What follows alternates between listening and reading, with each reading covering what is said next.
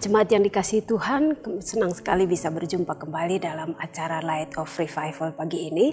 Dan firman Tuhan yang akan kita belajar pagi ini saya ambil dari kitab Kejadian pasal 33 ayatnya yang keempat. Tetapi Esau berlari mendapatkan dia, didekapnya dia, dipeluk lehernya dan diciumnya dia, lalu bertangis-tangisanlah mereka. Dari dendam menjadi pengasih. Saudara-saudari dikasihi Tuhan Yesus Kristus, kalau kita melihat realita hidup kita, orang-orang yang menyakiti kita, orang-orang yang membuat kita kecewa, tentunya kita akan jengkel, sakit hati, kecewa, dan mendendam akan perbuatan mereka. Dan hal itu yang dialami oleh Esau, saudara kembar daripada Yakub. Dia memiliki rasa dendam kepada adiknya Yakub terkait perlakuan adiknya Yakub yang menukar hak kesulungan dengannya dan juga menipu ayah mereka Ishak dan mengambil hak atau berkat yang seharusnya menjadi miliknya. Dan pada waktu itu ketika diperlakukan seperti itu oleh adiknya Yakub, Esau dia berjanji bahwa dia akan membunuh Yakub sebagai pembalasannya karena dendam, karena benci, karena ketidaksenangan yang ada di dalam hati dan hidupnya. Namun sesuatu yang terjadi, kebencian, dendam yang bertahun-tahun ada di dalam hati daripada Esau, tanpa dia sadari Tuhan bekerja di dalamnya. Dari teks firman Tuhan yang kita baca, kalau kita membaca dari ayat 1 sampai seterusnya, di mana Esau mengalami perubahan yang sangat luar biasa. Dan tentunya ini hanya bisa dikerjakan oleh Allah. Hatinya yang penuh dendam, hatinya yang penuh kebencian, diubah Tuhan menjadi hati yang penuh dengan kasih mesra. Itu terlihat dari reaksi dia ketika berjumpa dengan adiknya Yakub yang sangat dibencinya, yang sangat dimusuhinya, yang dia memiliki dendam yang sangat-sangat dalam dan besar kepadanya. Tetapi ketika melihat adiknya, rasa dendam, kebencian itu berubah. Dikatakan bahwa ketika melihat adiknya di depan, dia tidak menunggu adiknya untuk datang kepada dirinya.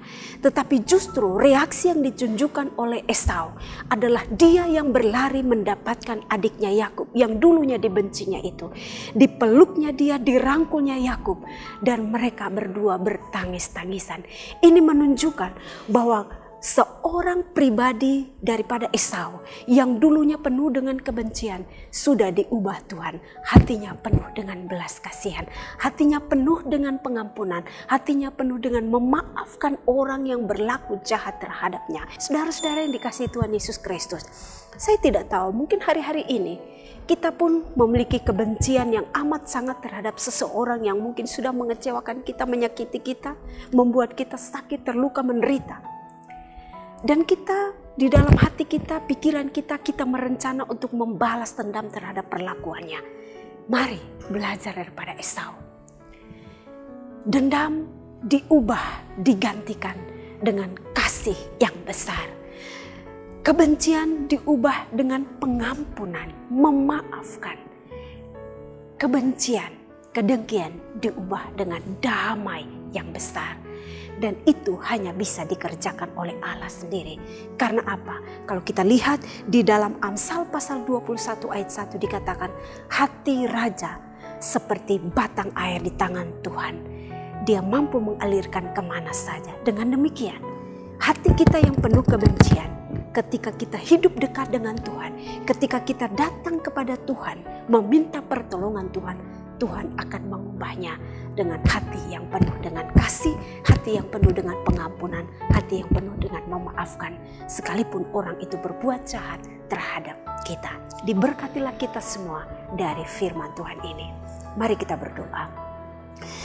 Terpujilah Tuhan Allah kami yang luar biasa, yang sanggup melakukan sesuatu di luar daripada dugaan kami sebagai manusia. Kami tahu bahwa hati dan hidup kami ada di dalam tangan Tuhan. Dan Tuhan mampu mengubah sesuatu yang tidak baik menjadi baik. Tuhan mampu mengubah sesuatu yang tidak mendatangkan damai sejahtera menjadi sesuatu yang mampu mendatangkan damai sejahtera. Kami juga mau hati seperti Esau itu terjadi dalam hidup kami. Karenanya Tuhan, tolong kami, berkati kami, kendalikanlah hati kami, agar biarlah hati kami selalu dipenuhi dengan hati yang penuh dengan kasih, yang memaafkan, yang mengampuni, dan yang selalu mau hidup damai dengan sesama kami, termasuk orang-orang yang menyakiti kami. Terima kasih Tuhan Yesus, terima kasih untuk firman-Mu bagi kami pagi ini. Amin. Jemaat Tuhan, terus jadikan firman Tuhan sebagai pelita dan terang bagi jalan-jalan hidup kita. Tuhan Yesus memberkati kita semua. Shalom.